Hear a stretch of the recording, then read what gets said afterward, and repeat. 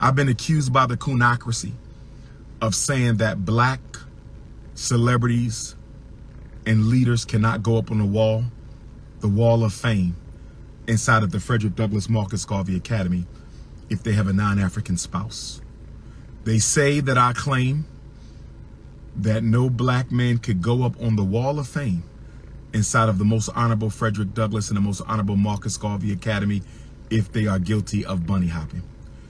They say that I claim that if a black man has been brown bunny hopping, red bunny hopping, yellow bunny hopping, white bunny hopping, they cannot go up on the wall of fame.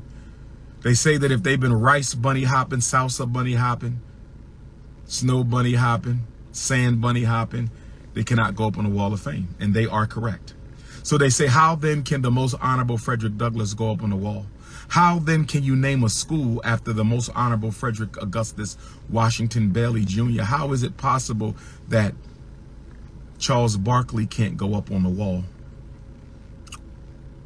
Or Snow Bunny Shay Shay, or Richard Pryor, or Eddie Murphy, or Joel Embiid, all these bunny hopping black men? Why can't they go up on the wall if Frederic Douglass can go up on the wall? Let me answer the question.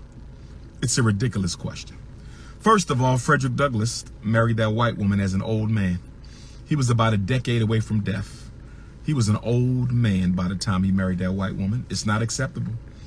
The students of the Frederic Douglass and Marcus Garvey Academy will know that Frederic Douglass's decision as an elder was unacceptable. But last time I checked, his wife of 50 years.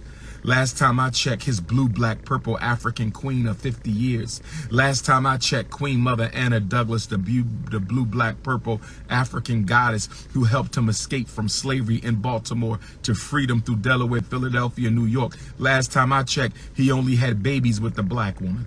Last time I checked, he only had babies with the black woman. Last time I checked, when he escaped from slavery, he had a black wife. Last time I checked, when he wrote the narrative of the life of Frederic Douglass, one of the most influential slave narratives in American history, and the first slave narrative where the escaped slave named himself and named his master, he had a black wife.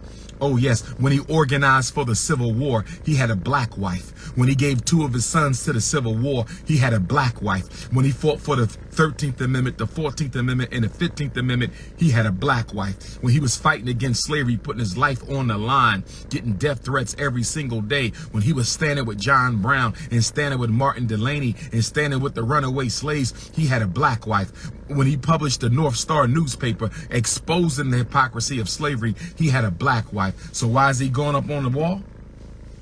Are you comparing Frederic Douglass to Charles Barkley? Are you comparing Frederic Douglass to Snow Bunny Shay Shay? Are you comparing Frederic Douglass to Joel Embiid and Dave Chappelle? I beg your pardon. Have they done any of the work of the Honorable Frederic Douglass? Have they done any of the work? Has Richard Pryor, rest in peace, and Eddie Murphy done any of the work of the most honorable Frederic Douglass? I beg your pardon.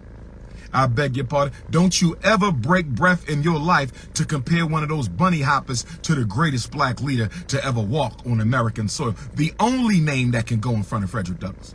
The only name that can go in front of Frederic Douglass in this country. The only name that can go in front of Frederic Douglass in this country is the great and honorable prophet Nat Turner. Oh yes.